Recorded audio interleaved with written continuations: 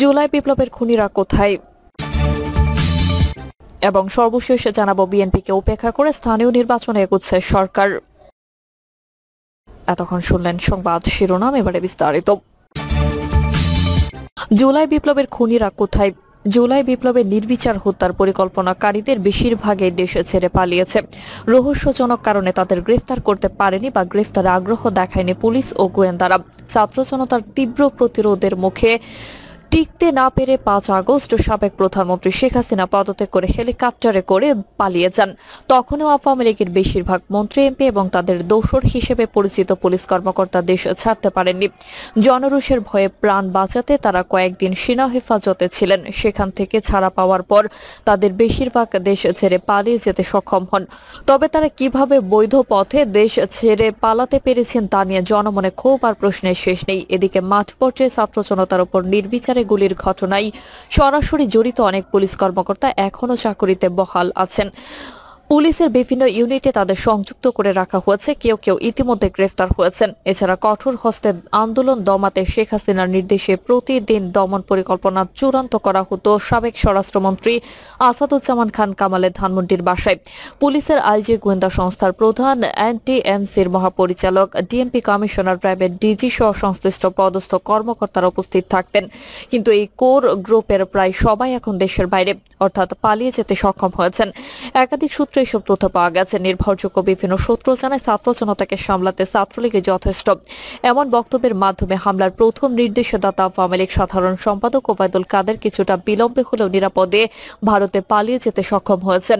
ছাত্র জনতা হত্যাকাণ্ডের মনিটরিং এর দায়িত্বে থাকা কোর গ্রুপের প্রধান সাবেক স্বরাষ্ট্রমন্ত্রী আসাদুজ্জামান খান কামালও সদল বলে ভারতে।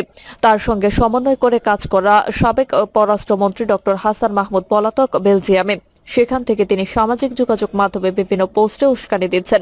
যে কোনো উপায়ে আন্দোলন দমনে সরকারিভাবে দায়িত্ব পাওয়া সাবেক 3 মন্ত্রীর মধ্যে আনিসুল হক গ্রেফতার হয়ে কারাবন্দী। মোহাম্মদ আলী আরাফাত পালিয়ে প্রথমে ভারতে যান, পরে সেখান থেকে যান আমেরিকা। মহিবুল হাসান চৌধুরী নওফেল ভারতে পলাতক।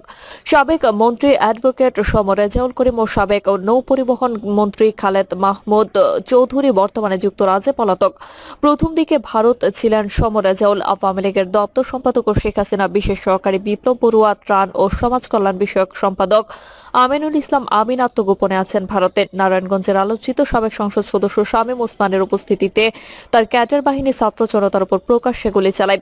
শামীম ওসমানের ছেলের গুলি ছোড়ার দৃশ্য তখন সামাজিক যোগাযোগ মাধ্যমে ভাইরাল হয়। শামীম ওসমান পরিবার নিয়ে পালিয়ে প্রথমে ভারতে যান, সেখান থেকে দুবাই গেছেন। নারায়ণগঞ্জের আরেক সাবেক সংসদ সদস্য নজরুল ইসলাম বাবু ও ভোলার আলোচিত সংসদ সদস্য নুরুন নবী চৌধুরী শাওন আত্মগোপনে আছেন মালয়েশিয়ায়। মিরপুর এলাকায় ছাত্র জনতার উপর গুলি চালানোর সময় ঘটনাস্থলে উপস্থিত যুবলীগের সাধারণ সম্পাদক ও সাবেক সংসদ সদস্য মাইনুল হোসেন খান নিখিল, সাবেক সংসদ সদস্য অসীম কুমার উকিল, তার স্ত্রী সাবেক সংসদ সদস্য অপু উকিল, কুমিল্লার হত্যাযজ্ঞের নেতৃত্ব দেওয়া সাবেক সংসদ সদস্য বাকার, রাজশাহীর সাবেক মেয়র খায়রুজ্জামান লিটন ভারতে পলাতক। জানা গেছে ছাত্র জনতার আন্দোলন চলাকালে প্রতিদিন সন্ধ্যার পর স্বরাষ্ট্রমন্ত্রী আসাদুজ্জামান খান কামালের ধানমন্ডির বাসায় বৈঠকে বসতেন পুলিশ, র্যাব ও গোয়েন্দা সংস্থার শীর্ষ কর্মকর্তারা, যারা মন্ত্রীর কোর কমিটির সদস্য হিসেবে পরিচিত ছিলেন। যে কোনো উপায়ে আন্দোলন দমনের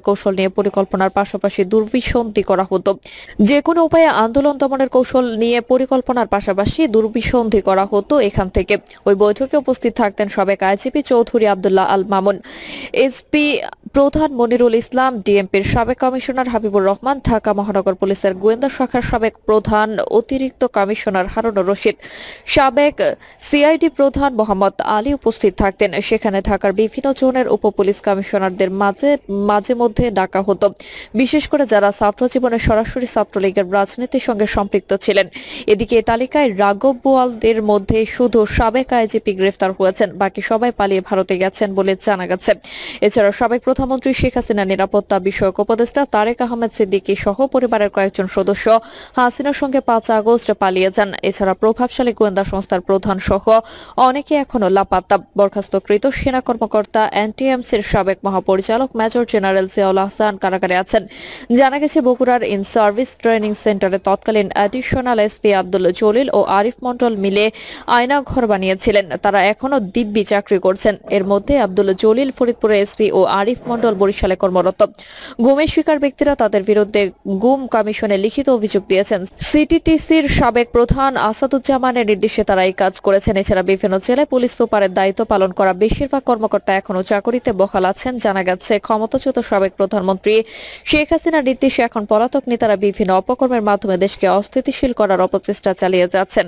কলকাতায় অনুষ্ঠিত একটি বৈঠকের পর বিষয়টি সামনে এসেছে। গত 15 জানুয়ারি কলকাতায় বৈঠক হয়। বৈঠকের রাজধানীর আইন শৃঙ্খলা পরিস্থিতিকে অস্থির করে তুলতে আওয়ামী লীগের 10 নেতাকর্মীকে বিশেষ দায়িত্ব দেওয়া হয়। বৈঠকে সশরীরে এবং ভার্চুয়ালি যারা যুক্ত ছিলেন তাদের মধ্যে অন্যতম হলেন সাবেক স্বরাষ্ট্রমন্ত্রী আসাদুজ্জামান খান কামাল, সাবেক সংসদ সদস্য অসীম কুমার উকিল, উকিল নুরুন নবী চৌধুরী, শাওন ইসমাইল হোসেন চৌধুরী সম্রাট, সাবেক ছাত্রলীগ নেতা সিদ্দিকী নাজমুল আলম, ছাত্রলীগের সাবেক সভাপতি আল নাহিয়ান জয়, সাবেক সাধারণ সম্পাদক লেখক ভট্টাচার্য, ছাত্রলীগের সভাপতি সাদ্দাম হোসেন ও সাধারণ সম্পাদক শেখ ওয়ালি আসিফ ইনান। জানতে চাইলে ঢাকা মহানগর গোয়েন্দা পুলিশের প্রধান ও পুলিশের ডিআইজি রেজাউল করিম মল্লিক বলেন, দেশকে অস্থিতিশীল করতে দেশি বিদেশি শক্তি অপতৎপরতা চালাচ্ছে বলে আমাদের কাছে তথ্য রয়েছে। আমরা সে অনুযায়ী ব্যবস্থা নিচ্ছি। বিএনপিকে উপেক্ষা করে স্থানীয় নির্বাচনে এগোচ্ছে সরকার। বিএনপির ঘোর আপত্তি সত্ত্বেও সংসদের আগে স্থানীয় নির্বাচন আয়োজনে এগোচ্ছে অন্তর্বর্তী সরকার। শেখ হাসিনা পতন ঘটানো গণঅভ্যুত্থানে নেতৃত্ব দেওয়া ছাত্র জনতার বা ছাত্র নেতৃত্বের পাশাপাশি সমর্থন দিচ্ছে জামাতে ইসলামী। জাতীয় নির্বাচন বিলম্বিত হতে পারে এই আশঙ্কায় বিএনপি বিরোধী দলেও দলটির সূত্রের খবর সরকারি পৃষ্ঠপোষকতায় জনপ্রতিনিধিদের মাধ্যমে ছাত্রদের রাজনৈতিক দল প্রতিষ্ঠার অংশ হিসেবে স্থানীয় নির্বাচনে জোর দেওয়া হচ্ছে। অন্তর্বর্তী সরকারের অধীনে লেভেল প্লেইং ফিল্ড থাকবে কিনা যাচাইয়ে জামাত আগে স্থানীয় নির্বাচনের কথা বললেও দলটির নেতাদের ভাষ্য, নির্দলীয় পদ্ধতির স্থানীয় নির্বাচন ঘিরে তৃণমূলের ঐক্য ভেঙে গেল বিএনপি দুর্বল হয়ে পড়বে। এরপর সংসদ নির্বাচনের সুবিধা হবে আওয়ামী লীগের শূন্য মাঠে জামাতের।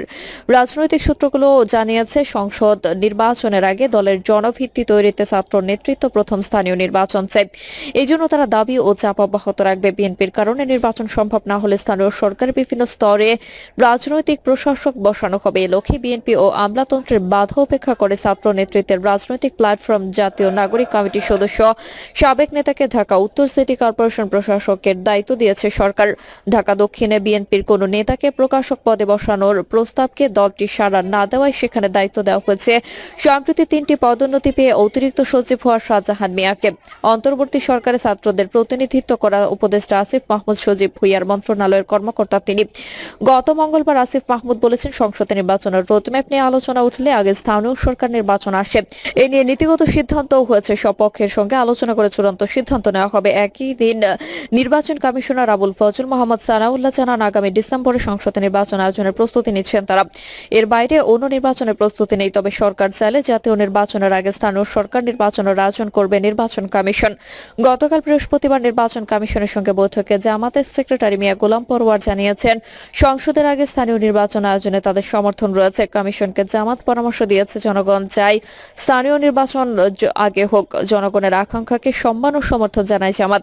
তবে এই ভাষণ নাকচ করে গত সোমবার প্রধান উপদেষ্টা ডক্টর ইউনূসের সঙ্গে সাক্ষাতে নির্বাচনের রোডম্যাপ প্রকাশের তাগিদ দেন বিএনপির মহাসচিব মির্জা ফখরুল ইসলাম আলমগীর। গতকাল তিনি বলেন, আগে স্থানীয় সরকার নির্বাচনে বিএনপি একেবারেই একমত নয়। এদেশকে আরো ভঙ্গুর অবস্থায় নিয়ে যাওয়ার পরিকল্পনা ছাড়া কিছুই নাই। যত দ্রুত জাতীয় নির্বাচন হবে তত রাজনীতি সহজ হবে, মানুষ স্থিতিশীল অবস্থার মধ্যে আসবে।